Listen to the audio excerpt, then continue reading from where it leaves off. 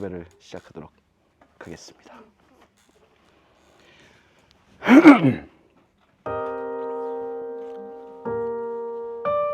네, 제가 좀 잘못 들었죠? 네.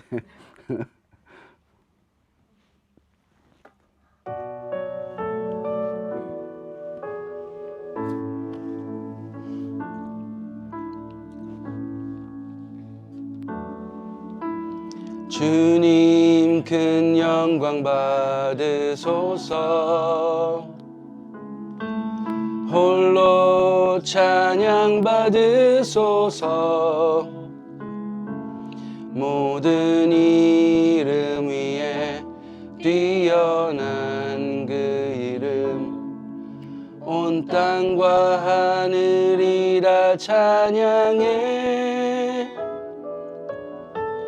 겸손하게 우리 무릎 꿇고 주 이름 앞에 영광 돌리세.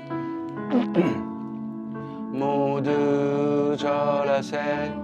독생자의 예수 주님께 찬양 드리리. 모든 영광과 존귀와 능력 받으소서. 받으소서.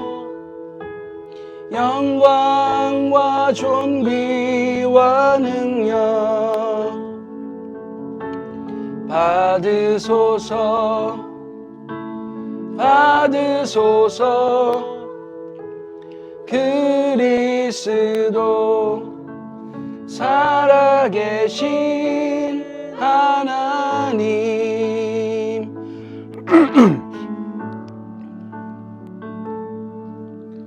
주님 큰 영광 받으소서. 홀로 찬양 받으소서.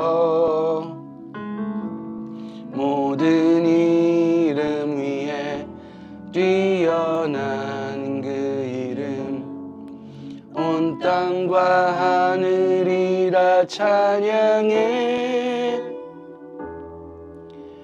겸손하게 우리 무릎 꿇고 이름 앞에 영광 돌리세. 모두 절하세.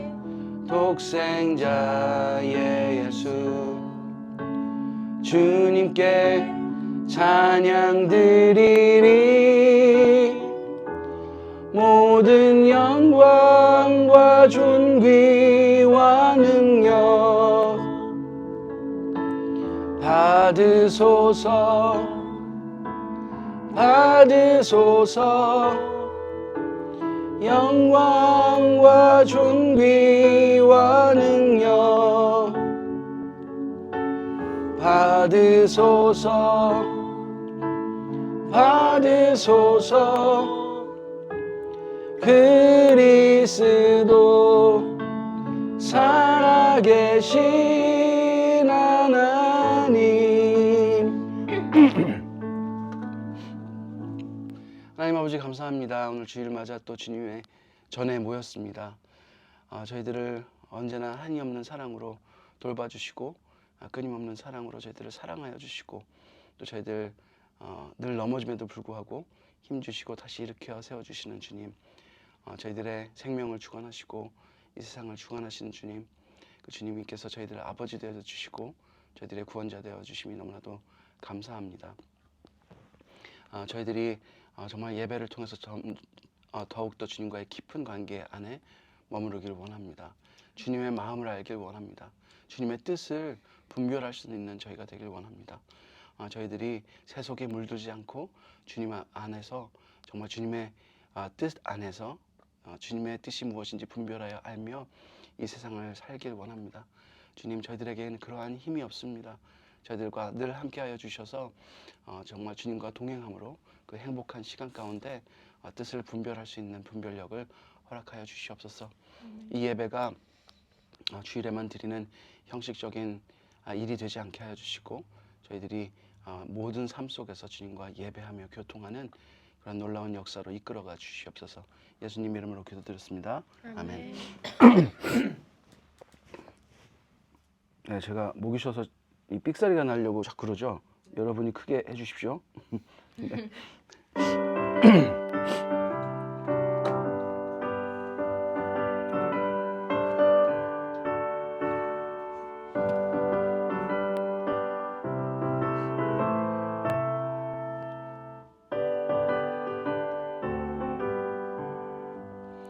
내가 예수 믿고서 죄 사함 받아 나의 모든 것 다 변했네.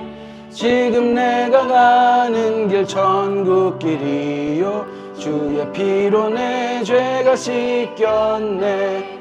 나의 모든 것 변하고 그 피로 구속받았네. 하나님은 나의 구원 되시오니 내게 정죄함 없겠네. 밝은 빛 되사 어둠에 치니 나의 모든 것 다 변했네. 지금 내가 주 앞에 온전케 됨은 주의 공로를 의지함일세.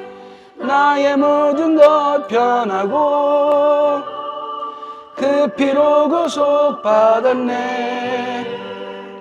하나님은 나의 구원 되시오니 내게 정죄함 없겠네.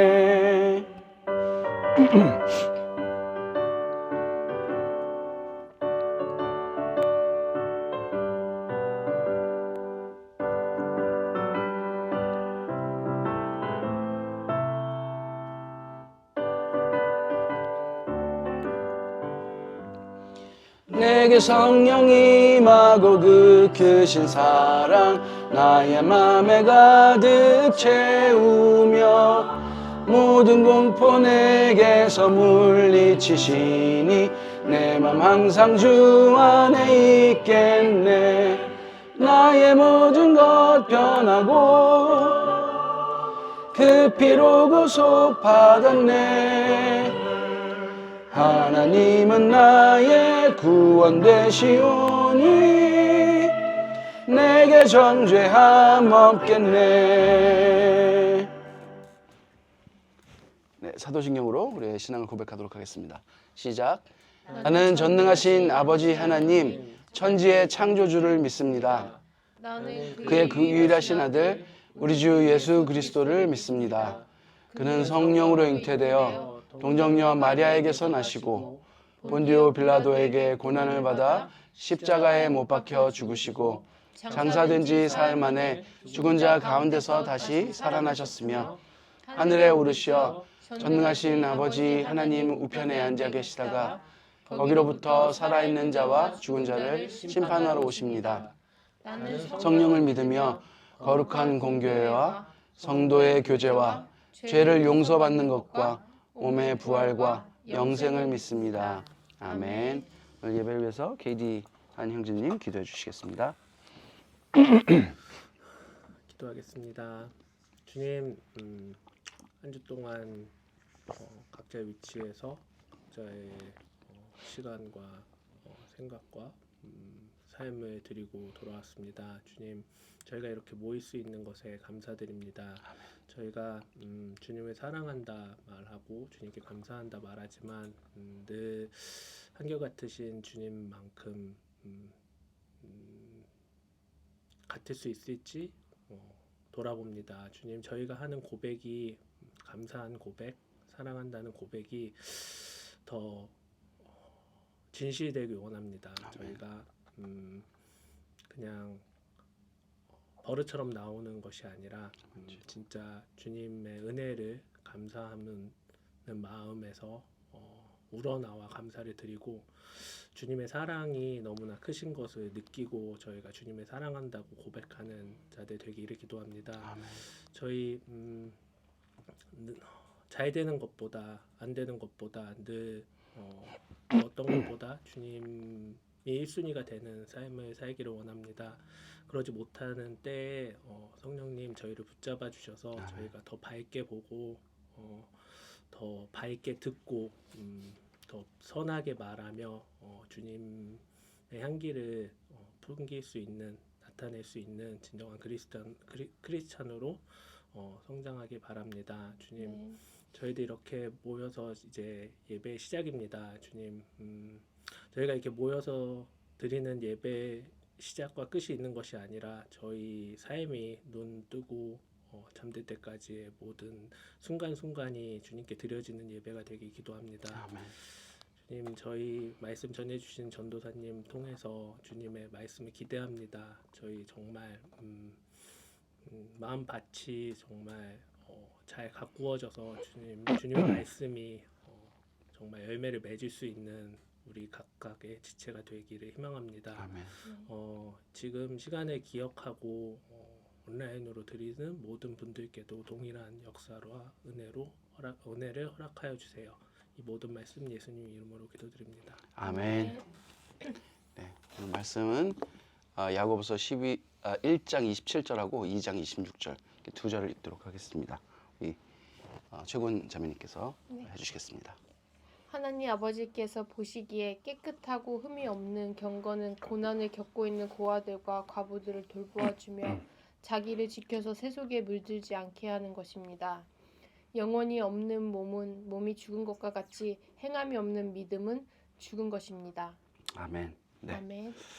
감사합니다. 오늘 말씀은 이제 태도의 변화라는 주제를 가지고 나누려고 합니다.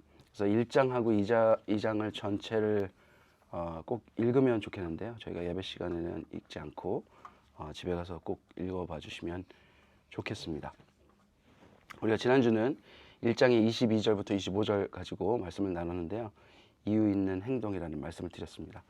모든 행동은 이유가 있습니다. 어떤 것 때문에 그런 행동을 하건 아니면 어떤 것 때문에 아무 행동을 하지 않건 이유가 있습니다. 귀찮아서 저희가 아이들한테 많이 듣는 말이 I'm not bothered. 네, 그거 들을 때 되게 짜증나는데 저는 네, 뭘 하라 그러면은 하기 싫다는 말을 하죠. 중요하지 않다는 거죠. 네, 그럼 귀찮아서 중요하지 않던 나를 그거에 이렇게 하고 싶지 않던 어떤 행동을 하건 간에 행동을 하건 하지 않건 간에 결정을 하는 데는 반드시 그의 이유가 있습니다. 우리의 믿음과 믿음의 행위는 원인과 결과입니다. 물론 가끔 원인이 아닌 결과도 있을 때가 있지만 항상 그렇지는 않지만 우리의 믿음의 행위는 반드시 믿음이 원인입니다. 이렇게 뗄래야 뗄 수 없는 관계 때문에 둘 중 무엇이 중요하냐는 것을 따지는 것은 이상한 접근입니다. 다만 우리에게 믿음의 행위가 없다면 그것은 반드시 믿음을 점검하라는 성령님의 경고가 아닐까 생각이 됩니다. 하나님을 인정하지 않는 자가 어떻게 살겠습니까? 믿음이 없다면 우리의 영은 죽은 것이기 때문에 그렇습니다. 자신을 돌아보고 서로를 돌아보십시오. 자신에게 믿음의 행위가 없다면 지금 그것을 그렇게 알게 해주시는 성령님께 바로 무릎 꿇고 성령님께 도움을 구하십시오. 자신을 전혀 움직이지 않는 사람이 아니라 그 말씀에 순종하는, 그래서 믿음의 행위까지 나아가는 여러분 되시길 간절히 바랍니다.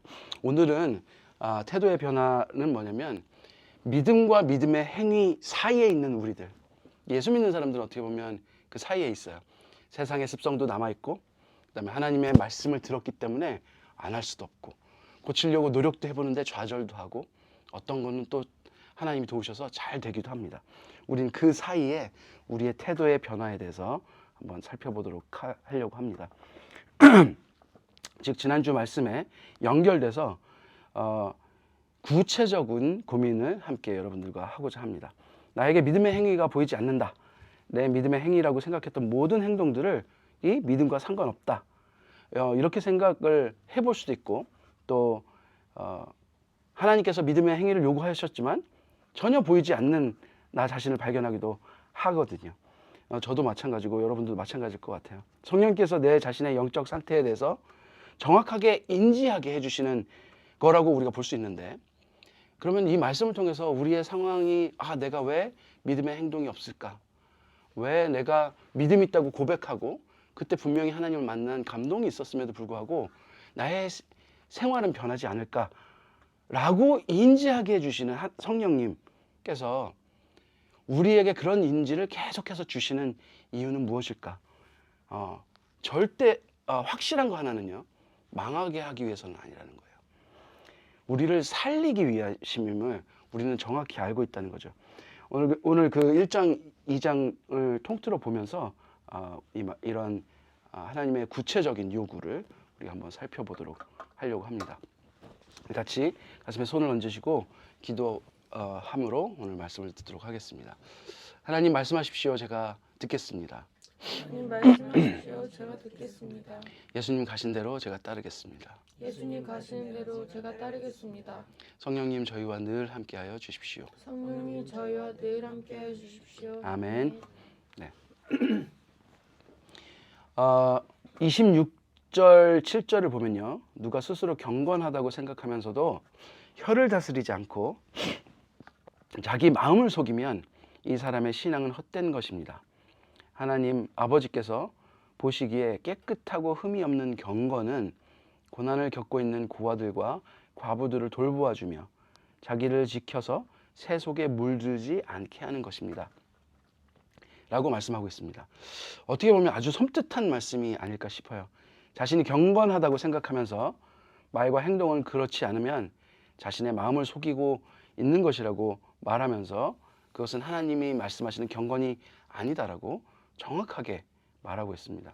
우리가 지난주에 본 것처럼 그 인지 부조화, 이 코그니티브 디소넌스를 생각을 해보면요, 인지 부조화가 일어났지만 자신의 행동에 대해서 합리화를 하여 자신이 진리로부터 멀어진 자신을 속이고 그 믿음의 행위가 아닌 것을 계속하며 일관성을 유지하고 있는 것과 같다고 볼 수 있는 것이죠. 그 합리화를 성경에서는 자신을 속인다고 말씀하고 계십니다. 그러면서 경건하다고 교회 다니면서 예배드리고 봉사하는 우리 자신을 자주 보게 된다는 거죠.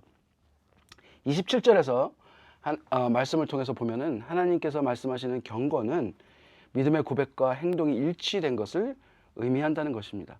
고난받은 사람에게 공감하며 멈추는 것이 아니라 가서 직접적인 행동들을 하고 돌본다는 것이죠.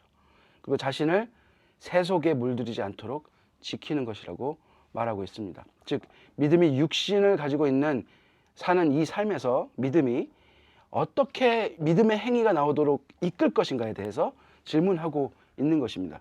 성경은 구체적 방법들을 제시하고 있습니다. 정말 우리가 하나님의 법, 말씀을 진리로 믿는다면 그 말씀에 의해 당연한 행동들이 나와야 한다는 것입니다. 그런데 이게 어서 오십시오. 네. 저기 의자 2개 더 놔주셔야 될 것 같습니다.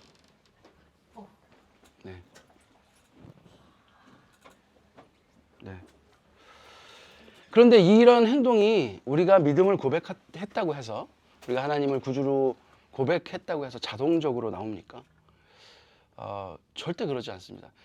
예수님을 만난 그 시점에는 감동이 넘쳐나고 막 무엇이든 할 수 있는 그런 믿음을 가졌다고 생각이 돼서 내가 완전히 변했구나라는 느낌이 드는데, 여러분들 지금 신앙생활 꽤 오래 하셨지 않습니까? 이렇게 오래 신앙생활을 하고 났을 때 오히려 여러분 그때 예수님을 만났을 때보다 못하다는 생각은 들지 않으십니까? 저는 그래요. 그때 그 감동을 계속 지켜 나왔으면 얼마나 좋을까. 근데 그게 쉽지 않아요. 제 안에 있는 죄성이나 이 새 속에 물든 어떤 가치관이나 이 습성들이 믿음의 삶을 살려고 했던 그 나는 도대체 어디로 가고 다시 원래의 자리로 이끌어버렸던 것 같이 느껴진다는 거죠. 절대 자동으로 나오지 않습니다. 즉 믿음과 믿음의 행위가 일치되는 데는 상당한 시간이 필요하다는 거예요. 하나님께서는 시간 안에 머물지 않는 분이시죠. 시간의 제약을 전혀 안 받는 분이시죠. 근데 저는 가끔 그런 질문 하나님께 드려본 적이 있어요. 왜 당신은 시간의 구애를 받지 않으시고 공간의 구애를 받지 않으시면서 우리를 시간과 공간에 묶어두셨습니까? 저는 그런 질문을 하거든요. 왜 우리한테 그런 제안을 주셨습니까? 그런데 이 말씀을 제가 묵상하면서 든 생각은 은혜구나. 시간은 기회구나. 이런 생각을 들었어요. 우리가 하나님과 같이 시간의 구애를 받지 않는 존재였다면 믿음을 고백한 순간 변해 있어야 되겠죠. 변하지 않았으면 그건 믿음의 고백이 안 됐겠죠.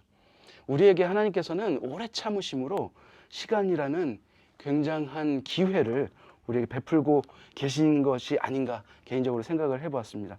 그래서 변화의 과정을 시간 안에서 가지라고 하시는 하나님의 큰 사랑과 배려가 아닐까. 그래서 오늘 말씀에 보면요, 구체적인 방법으로 혀를 다스리는 것, 이웃을 돌보는 것, 그리고 자신을 새 속에 물들지 않게 하는 것을 말하고 있습니다.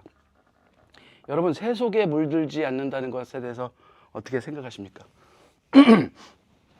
자, 로마서 12장을 한번 보도록 하겠습니다. 너무나도 유명한 말씀이죠. 이거를 외우시는 분들도 많을 거예요. 형제자매 여러분, 그러므로 나는 하나님의 자비하심을 힘입어 여러분에게 권합니다. 여러분의 몸을 하나님께서 기뻐하실 거룩한 산 제물로 드리십시오. 이것이 여러분이 드릴 합당한 예배입니다. 라고 우리가 이 1절 말씀을 너무나도 잘 알고 있죠. 2절에 가면요, 여러분은 이 시대의 풍조를 본받지 말고 라는 말이 나와요. 이게 바로 새 속에 물들지 말고 라는 말과 같은 뜻입니다. 마음을 새롭게 함으로 변화를 받아서 하나님의 선하시고 기뻐하시고 완전한 뜻이 무엇인지 분별하도록 하십시오. 여러분, 예배에 대해서 이야기하다가 분별에 대한 이야기를 했습니다. 예배와 분별을 굉장히 깊이 관련된 것으로 바울이 지금 설명을 하고 있는 것입니다. 이 로마서에서 시대의 풍조, 이 새 속에 물들지 말고 마음을 새롭게 하여 변화를 받아 하나님의 뜻이 무엇인지, 그러니까 무엇이 선한가, 하나님께서 무엇을 기뻐하시는가, 하나님의 뜻은 완전하기 때문에 이 하나님의 뜻을, 하나님의 말씀을 기준으로 하는 믿음, 이것을 분별하라고 하나님께서 말씀하고 계신데요.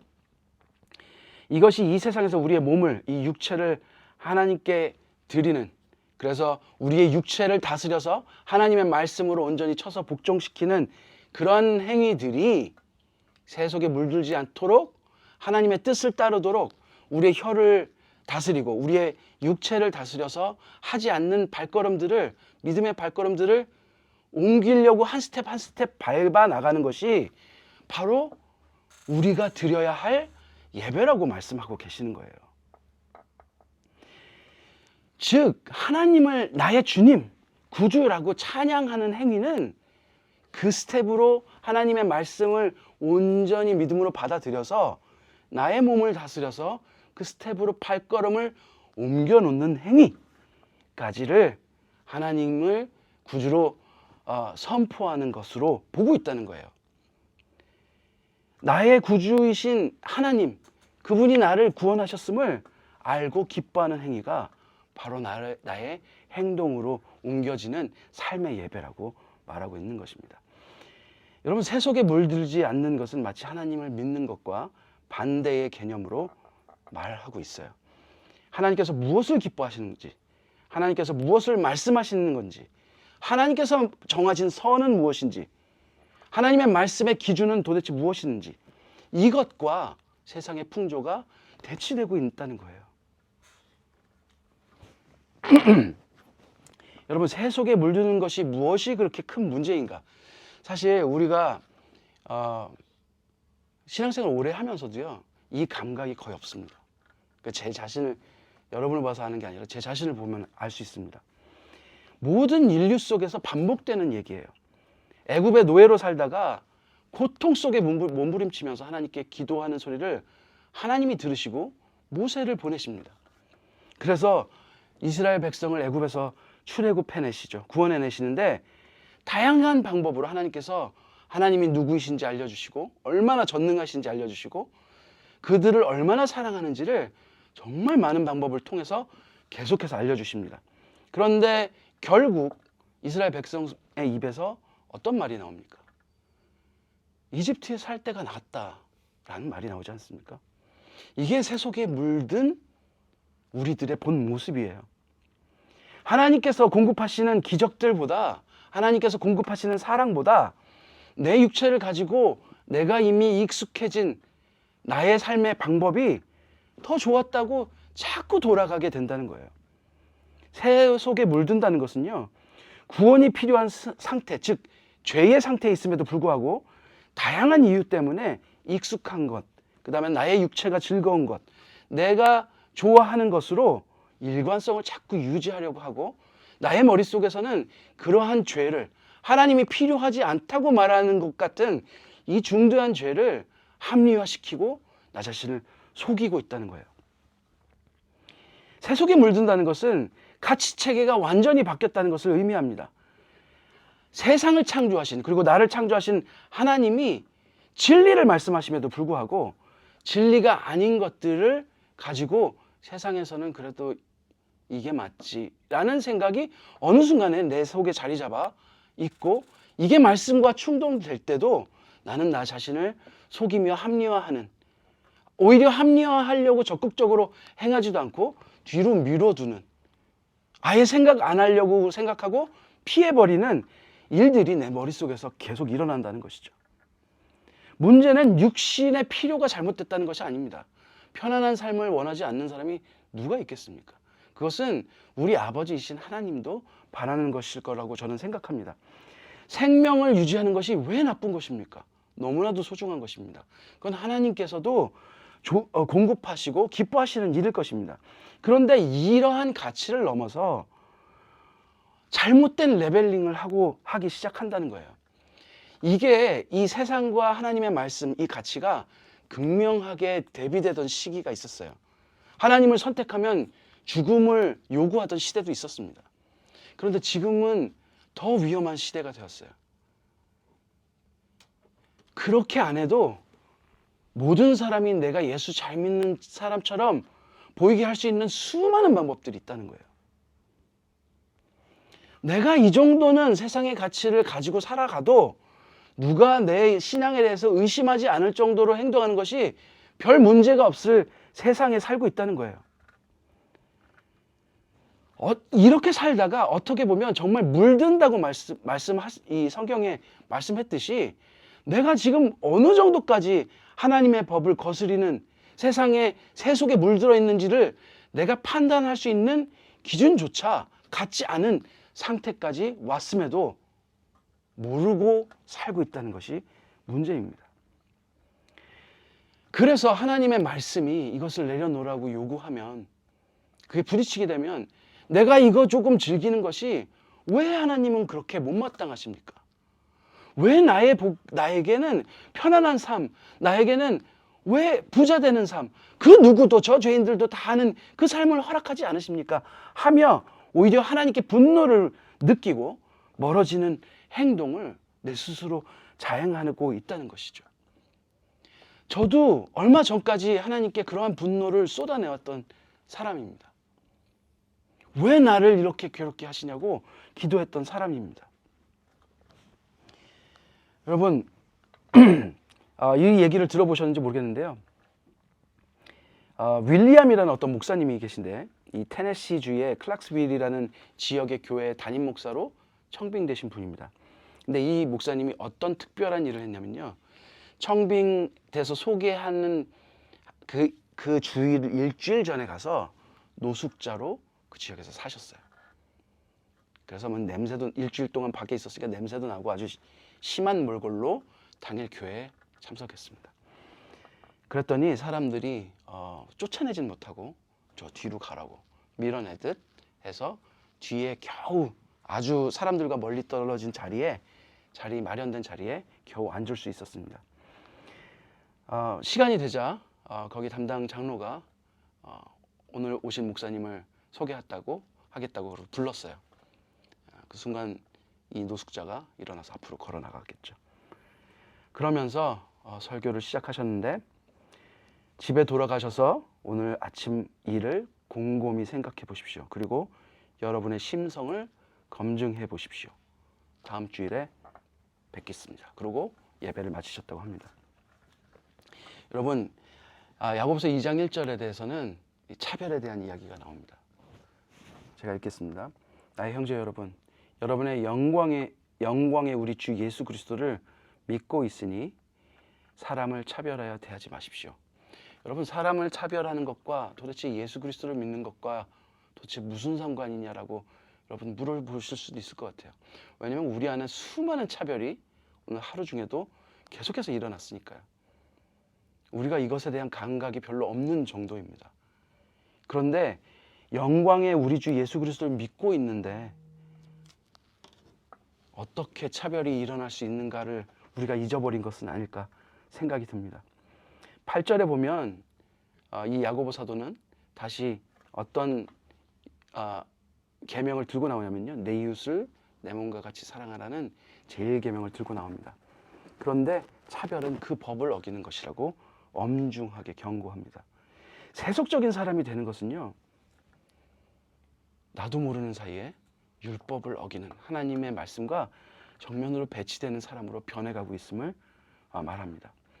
그러면서 야고보 사도는 부자와 능력 있는 사람이 나를 이끌어줄 줄 알고 그 사람들을 존중하고 배려하고 그 사람들의 말이라면 정말 너그러이 마음을 열고 받아들이는 우리가 비굴할 정도로 그렇게 순종하고 복종하지만 결국 우리를 힘들게 하고 송사하고 우리를 권력으로 누르는 사람이 부자임을 알라고 말하고 있습니다. 그만큼 세속의 법은요, 우리의 사랑과는 큰 관계가 없어 보입니다. 그럼에도 불구하고 우리가 이런 말씀을 듣고도 세상에 나가면 요즘 뭐라 그러던가요? 강한 사람한테 강약, 약강이라고 줄여서 말을 하던데요. 그것이 우리의 일상이지 않습니까? 세속에 물든다는 것은 나도 모르는 새에 조금씩 바뀌어서 어느새 내가 무슨 색이 됐는지도 모르게 돼 있는 것을 말합니다. 내가 왜 세상의 가치를 받아들였는지도 이제 기억도 못하고 있는 것입니다. 여러분, 16절, 17절을 읽겠습니다. 여러분 가운데 누가 그들에게 말하기를 평안히 가서 몸을 따뜻하게 하고 배부르게 먹으십시오 하면서 말만 하고 몸에 필요한 것을 주지 않는다면 무슨 소용이 있겠습니까? 이와 같이 믿음의 행함이 따르지 않으면 그 자체로만으로는 죽은 것입니다 라고 말하고 있습니다. 지난주에 말씀드렸다시피 행위를 강조하는 말이 아닙니다. 우리의 믿음이 진짜인지를 경고하고 있는 말씀입니다. 크리스찬의 제1대 거짓말 무엇입니까? 기도할게. 네. 저도 여러분도 이것에서 벗어나지 못하죠. 제가 제일 많이 하는 거짓말 중에 하나일지도 모르겠습니다. 그래서 그것을 거짓말 안 하려고 발버둥을 치는데요. 기도할게 해놓고 바로 기도합니다. 네.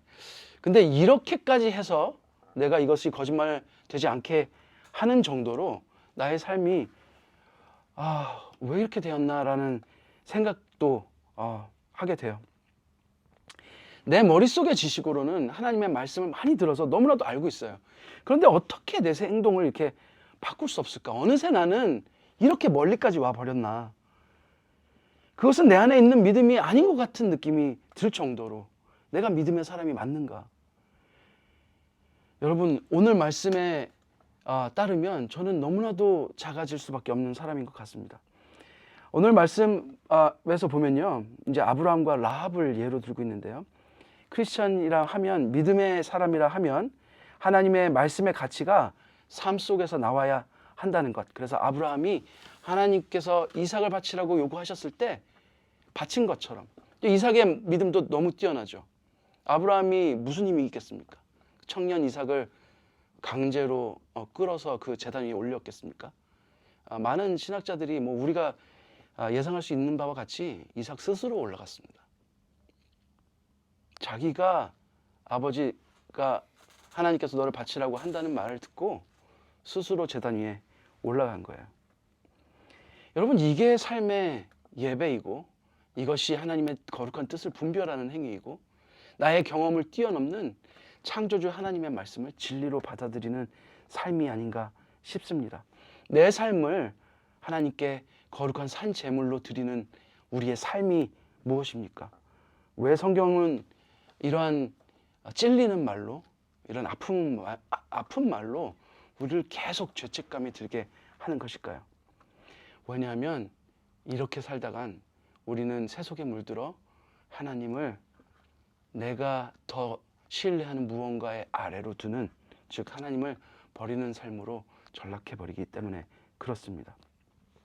교회에 나온다고 하나님을 버리지 않은 게 아닙니다.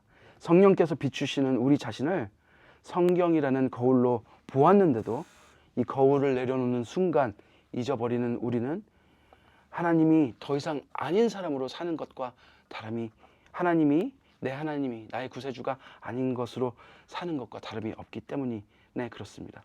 여러분, 제가 지난주에 이 커뮤니케이션 티어리 중에서 이게 설득 이론 중에 이 코그니티브 디소넌스에 대해서 얘기를 했어요. 이거는 그러니까 우리가 사람이 어떤 심리적으로 어떤 변화가 일어나는지를 그냥 바라보는 하나의 툴인데요.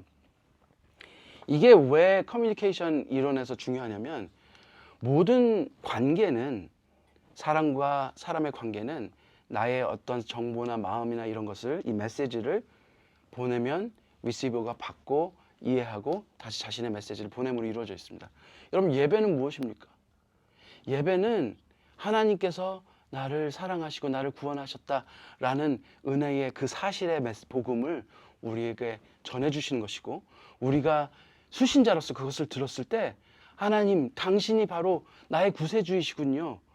당신이 행하신 일 때문에 제가 너무나도 감사합니다라고 다시 나의 메시지를 하나님께 돌려드리는 행위 아닙니까? 이것이 예배 아닙니까? 우리는 이 예배 가운데 이 일상을 살아야 된다고 성령께서 말씀하시지만, 우리는 이 예배가 우리의 삶의 예배로 이어지지 않고 살고 있다는 것이죠.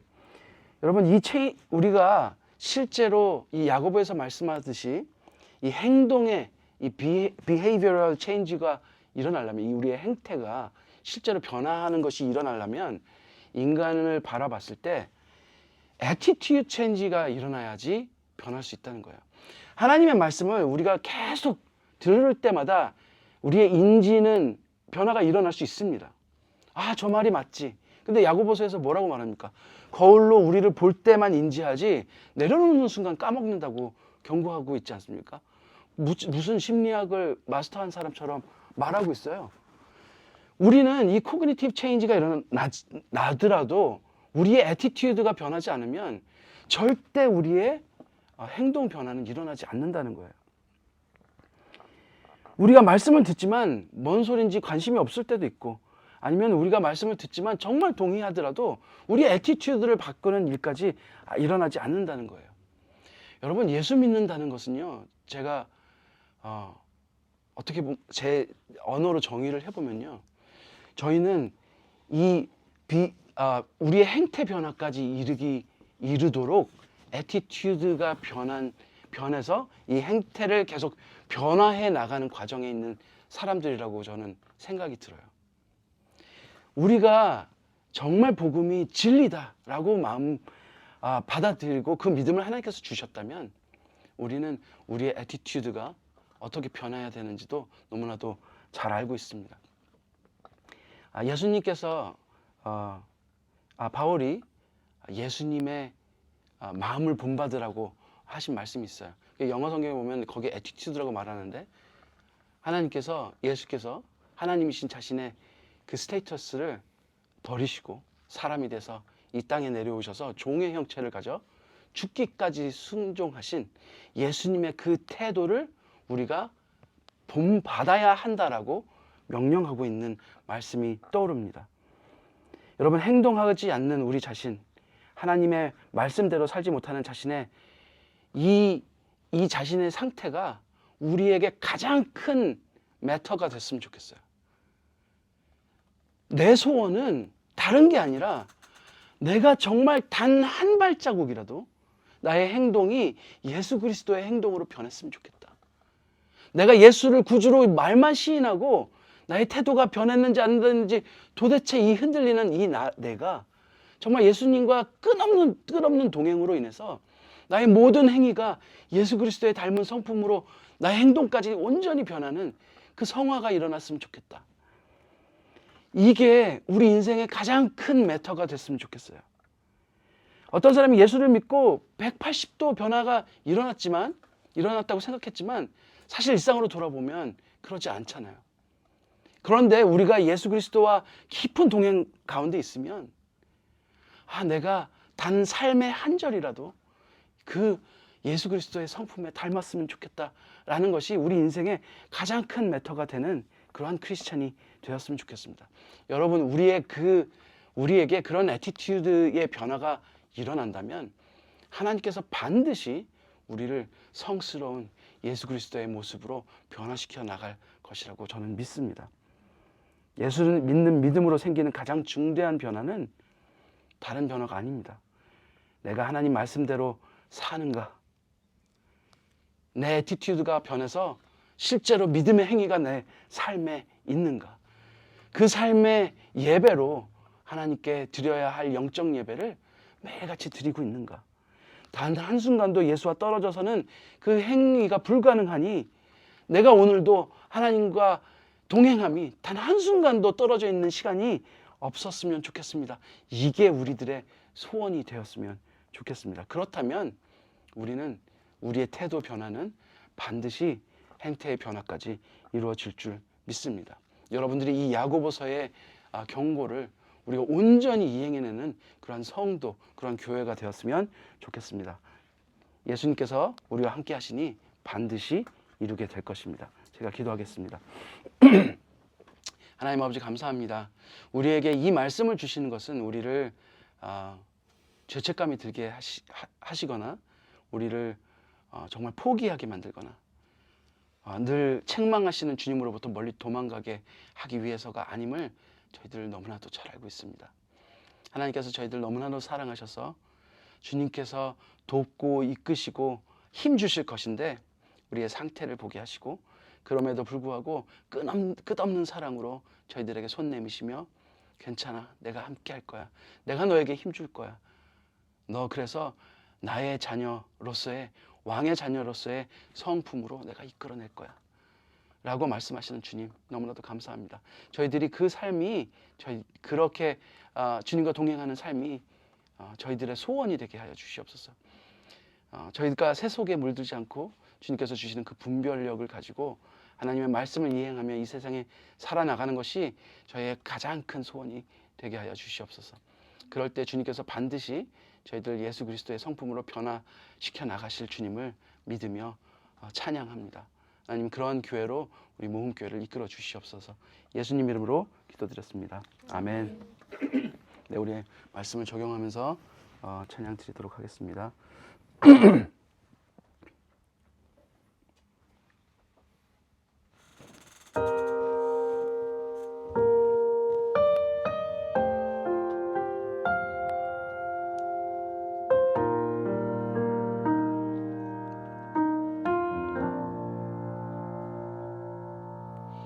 주님과 함께하는 이 고요한 시간 주님의 보좌 앞에 내 마음을 쏟네.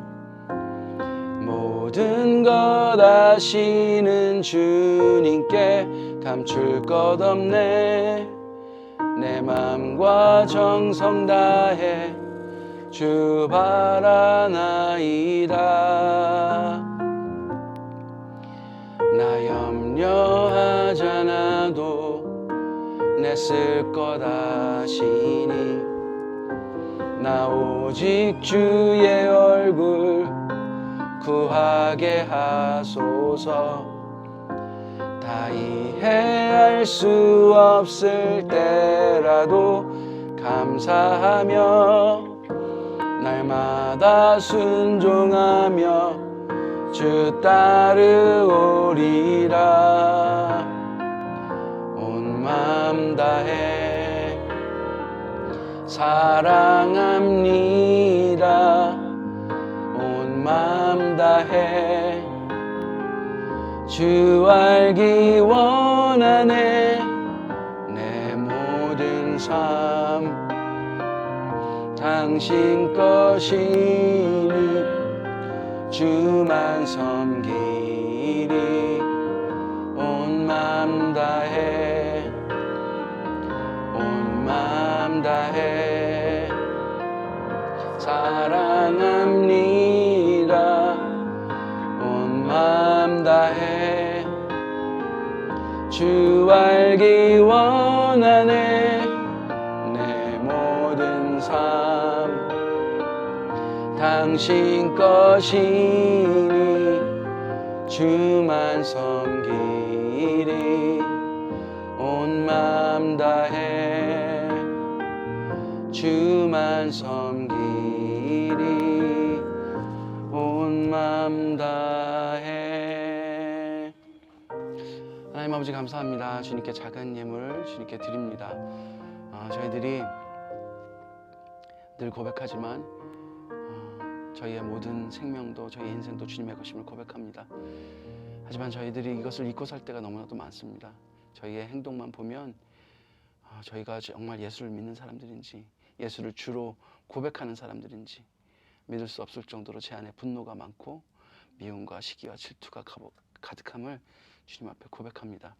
하지만 다시 한번 주님 앞에 나아가는 이유는 주님께서 그래도 끝없는 사랑으로 받아주시며 저희들을 변화시킬 주님을 믿고 믿음의 고백으로 나아갑니다. 주님 저희들을 받아주시고 다시 한번 용서하여 주시고 저희들 아직 남아있는 수많은 죄악, 죄성에도 불구하고 주님 저희들을 깨끗게 하시며 늘 성경으로 저희를 비춰주시고 주님의 말씀으로 정결한 삶을 살게 하여 주시옵소서. 말뿐인 기도가 아니라 행동의 기도를 할 수 있는 저희들 되게 하여 주시옵소서. 말뿐인 위로가 아니라 행동으로 위로할 수 있는 저희들 되게 하여 주시옵소서. 저희들이 세속에 물들지 않게 하시고 정말 주님의 말씀대로 살아갈 수 있는 힘과 능력을 주시옵소서. 오늘 다시 한번 결심합니다. 저희들이 발걸음을 옮기겠습니다. 하나님 아버지 멀리 미뤄두는 일을 하지 않겠습니다. 주님의 말씀을 들으면 저희 몸이 거부 반응을 일으키더라도 저희의 몸과 혀를 쳐서 주님 앞에 복종시키며 주님 앞에 순종함으로 믿음의 발걸음을 내딛겠습니다. 주님 이끌어 주시옵소서. 저희들을 변화시킬 주님을 찬양하며 예수님의 이름으로 기도드렸습니다. 아멘. 아멘. 네, 태도 변화의 핵심은 예수와 동행하는 것입니다. 우리 인생의 가장 중요한 소원이 되었으면 좋겠습니다. 네, 이것이 우리의 소원이 되길 기도합니다. 네, 22일 날 모험 집회가 있습니다. 제일교회 토요일 7시에 있고요. 네, 그리고 샤인크로스 또 공연이 잘 끝나게 해주셔서 하나님께 너무나도 감사드립니다. 여러분 삶 깊숙한 곳에서 예수 그리스도의 몸된 교회로 사시는 여러분들 되시기 간절히 바랍니다. 네, 주기도문으로 오늘 예배를 마치도록 하겠습니다. 시작. 하늘에 계신 우리 아버지, 아버지의 이름을 거룩하게 하시며 아버지의 나라가 오게 하시며 아버지의 뜻이 하늘에서와 같이 땅에서도 이루어지게 하소서. 우리에게 일용할 양식을 주시고 우리가 우리에게 잘못한 사람을 용서하여 준 것 같이 우리 죄를 용서하여 주시고 우리를 시험에 빠지지 않게 하시고 악에서 구하소서. 나라와 권능과 영광이 영원히 아버지의 것입니다. 아멘. 예배 마쳤습니다. 네. 좀 잔잔하시죠?